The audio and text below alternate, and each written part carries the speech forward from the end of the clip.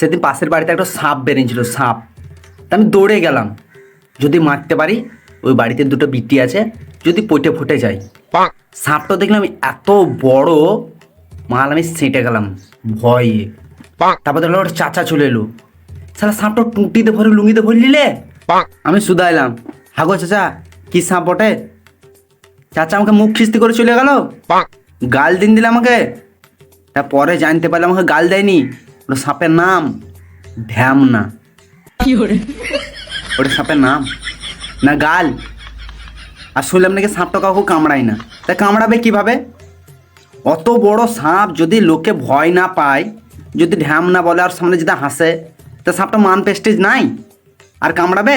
সে তো লজ্জায় পালাবে ওইখান থেকে। অন্য অন্য জায়গায় সাপের নাম শুনে সারা ভয় লেগে যায়, আর আমাদের সালা গ্রামে সাপকে দিকে হাসছে মানুষ।